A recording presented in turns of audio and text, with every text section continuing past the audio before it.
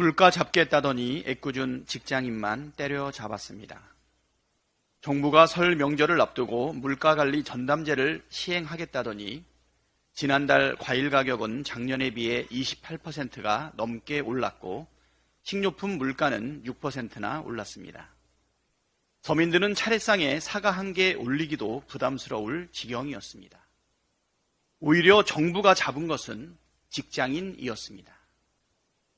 초부자 감세와 경기 둔화 여파로 지난해 법인세, 양도소득세, 부가가치세 등의 수입은 감소한 반면 노동자들이 낸 근로소득세가 전체 세수 중 차지하는 비중이 10년 새 최대로 나타났습니다.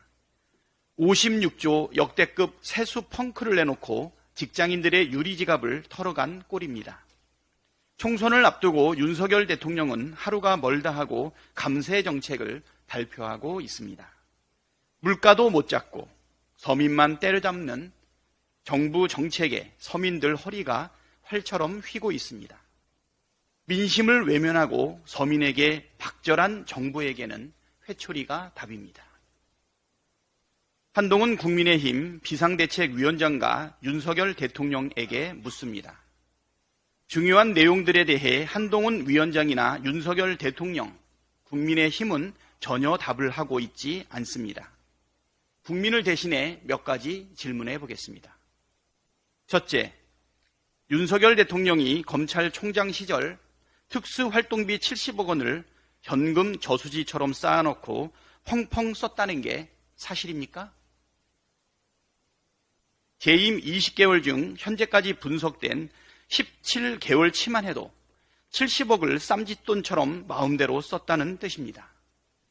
국민이 낸 세금으로 운영되는 특활비를 이렇게 쓴 사실이 찔렸는지 검찰은 특활비 사용 내역을 투명하게 공개하라는 법원 판결마저 무시하고 있습니다.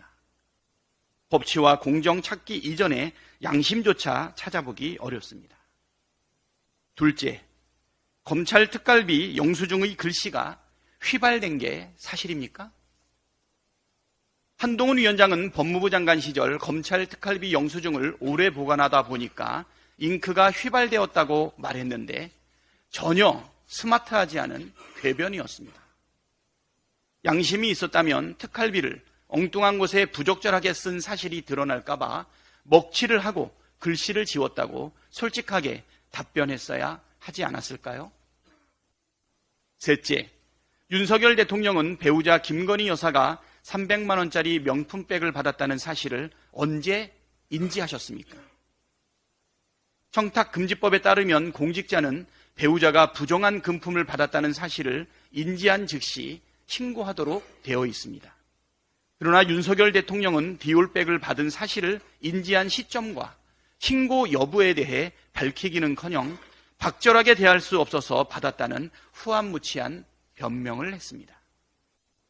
전직 검찰총장과 전직 법무부 장관이 청탁금지법도 모를 정도면 심각한 무능이고 알면서도 국민을 속이는 거라면 심각한 대국민 사기입니다. 넷째, 고발 사주의 배우가 윤석열 대통령과 한동훈 위원장이라는 의혹이 사실입니까?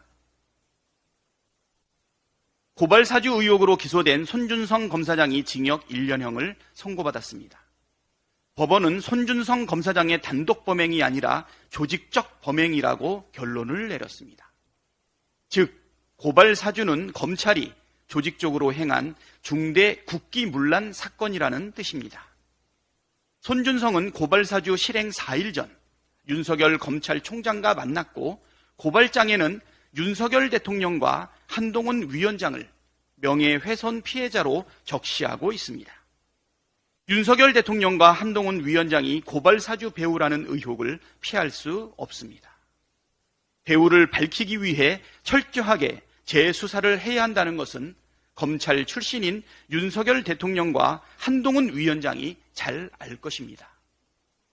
지금까지 이런 질문을 할 때마다 단 한 번도 제대로 된 답을 못 들었습니다. 윤석열 대통령은 마이동풍하고 한동훈 위원장은 동문서답만 합니다.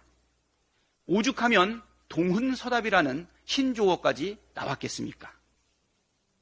한동훈 위원장과 윤석열 대통령은 이 질문에 대해 동문서답하지 말고 제대로 답하시기를 바랍니다.